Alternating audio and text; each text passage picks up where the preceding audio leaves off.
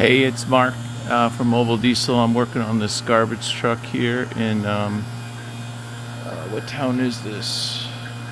Angier, North Carolina. It's about an hour and a half away from Raleigh. We're in the yard here. Anyways, this guy's got a few different things going on. We got air conditioning. He had a cracked compressor. And then inside the cylinder head, we had loose tubes with the fuel rail. It's only got about 90,000 miles, but it was starting hard and it had to re-bleed every time, but it was leaking through the injector tubes. And the EGR pressure differential port was clogged, so I had to rotor that out, and the actuator is stuck. A lot of things going on with this truck. I thought this was kind of interesting, so I thought I'd film it. So this is a new variable geometry turbocharger actuator, VGT actuator. It's got to be calibrated, right? So you've got the teeth. See those teeth there? They rotate and they turn. I'll pull this pin out for a second. This is a variable geometry turbo impeller. So low RPM, it's one position, high RPM, it's another. So you get maximum boost no matter what the RPM is. But when you put it together, it's like a timing belt or a timing chain. You can't just throw it in there, right? So you got to pin this. This comes with the rebuilt VGT actuator from Cummins. The ones that you buy on Amazon may not have it, so you got to make sure to have some way of locking that in. And then they give you these other two guide pins, so you know you're putting this thing, aligning it correctly. There's no chance of you being off by a tooth. But then you got to calibrate the thing. So the first thing you got to do is have it plugged in, which it is. And then you got to run a calibration test with the truck on, power on but not running. So here you go, install and calibrate. So we're installing a new one now, so we're going to do that first.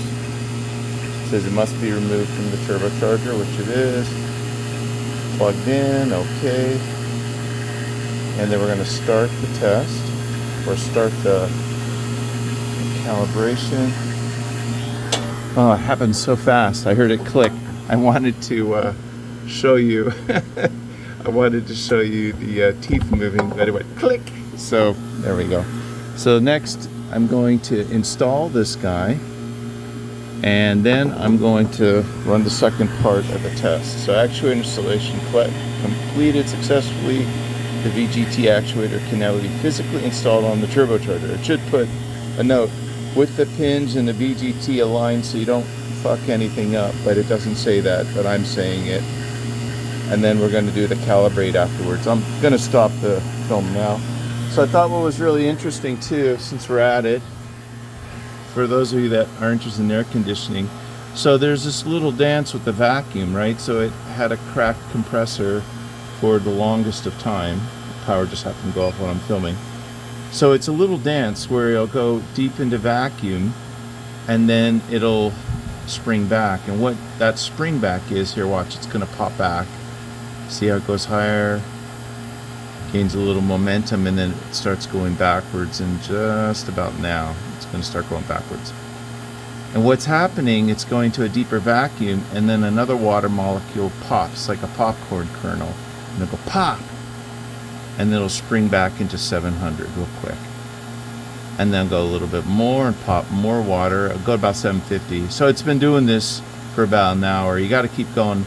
So I'm going to keep doing this, let this thing go. I'm going to install this turbo actuator over here, let this thing continue to pull a deep vacuum, and I've got to do the injector tubes on this guy over here. This is like a smorgasbord of different Cummins work, but we got these injector tubes here that have to be retorqued, but that's for another video maybe. All right, that's it for now. Bye.